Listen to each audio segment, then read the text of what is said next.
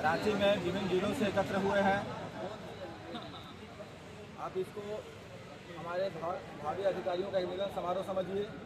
तो सभी भाई बंधु लोग मिलकर के आपस में आज कौन किस संघर्ष किस परिस्थिति से गुजर करके यहाँ तक पहुँचे हैं वो जानने और सुनाने आए हैं, और साथ ही साथ उन कोचिंग माफियाओं का भी मैसेज देने आए हैं कि बंद करो अपना ये तुम षड्यंत्र का खेल, क्योंकि तुम्हारे पास ना कोई तर्क है ना कोई आधार है।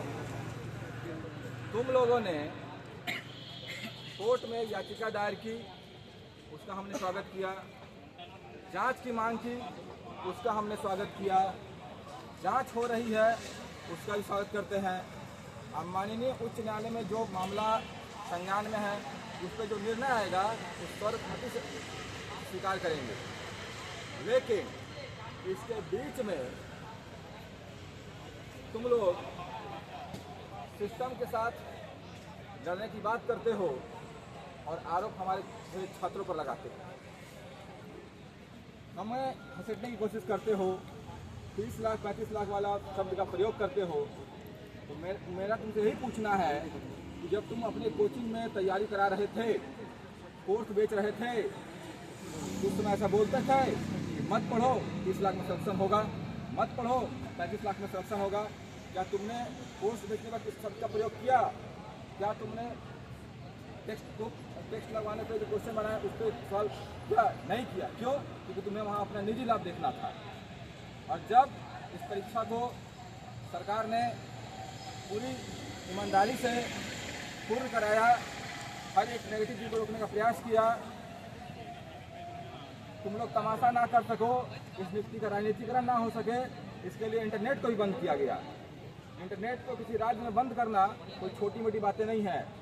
बहुत सी संस्थाएं, सरकारी संस्थाएं, प्राइवेट संस्थाएं, कंपनियां जुड़ी होती हैं, उनको भी उस दिन इस परेशानी का सामना करना पड़ा। उन सारी परेशानियों को झेलते हुए सरकार ने इंटरनेट बंद कराया ताकि झारखंड के छात्र के बच्चों का जो भविष्य है वो अच्छा हो सके और उन्हें अपना मेहनत और अधिकार मिल सके। लेकिन तुम कोचिंग माफिया लोग, 3-4 लोग पनौती के रूप में विभिन्न यूट्यूब चैनल बना लिए हो। किसी के 1,26,000 सब्सक्राइबर हैं, किसी के 3 लाख सब्सक्राइबर हैं।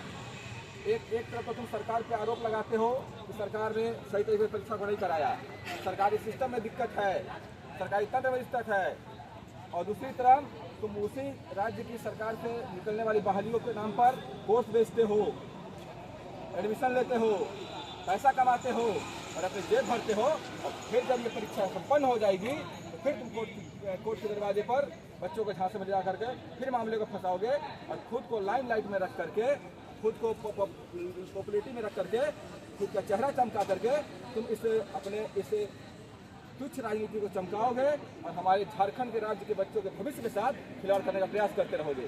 इसलिए तुम मेरी बात खोल कर सुन लो, मैं तुम्हें बता रहा हूँ कि अपना ये तुम षड्यंत्रकारी शक्तियों का प्रयोग करना बंद करो। इस राज्य में यह झारखंड है, बिरसा मुंडा की धरती है, यहाँ किसी बाहरी ताकत को हम बर्दाश्त नहीं करेंगे। हम सभी व्यक्तियों का सम्मान करते हैं, हम सभी समाज के लोगों सभी वर्ग का सम्मान करते हैं, लेकिन जो हमारे झारखंड की ताकत को तोड़ने का प्रयास करेगा, झारखंड के छात्र के बच्चों के भविष्य के साथ खेलने का प्रयास करेगा, उन्हें कतई बर्दाश्त नहीं किया जाएगा। यह मैं जो आज यहाँ जो भी हमारे भाई बंधु सिलेक्ट हुए हैं, मैं उनकी तरफ से प्रण खाता हूँ कि मुझे तुम्हारे लिए शहादत भी अपनी देनी पड़े तो मैं तुम्हारी शक्तियों को रोकूंगा, क्योंकि ये बिल्कुल ही गलत तरीका है कि तुम बिना तर्क और आधार के आधार पर तुम सितंबर में ही बोलते हो रद्द मतलब रद्द। जब तुमको रद्द मतलब रद्द, तुम किस आधार पे बोले? क्या उस पर CID जांच हो रही थी? क्या कोर्ट ने फैसला सुनाया या आयोग ने रद्द कर दिया? तो फिर रद्द मतलब किस स्टेटमेंट है तुम्हारा काम था, तुम्हें लगा कि कुछ गड़बड़ हुआ है, तुम कोर्ट में जाते, तुम याचिका दायर करते, तुम सबूत देते और सबूत माननीय उच्च न्यायालय का निर्णय का इंतजार करते, हमें कोई परेशानी नहीं थी। लेकिन तुम जो हर एक गरीब छात्र के ऊपर, हर एक बेबस छात्र के ऊपर जो 12 साल 13 साल किसी काल कोठरी जैसे जगहों पर रहकर तैयारियां किया है, किसी गांव में रह के पढ़ा हुआ है, तुम अपने तुच्छ जमान से उसे 30 लाख 35 लाख वाला घोषित कर देते हो। ये अधिकार तुमने किसने दिया?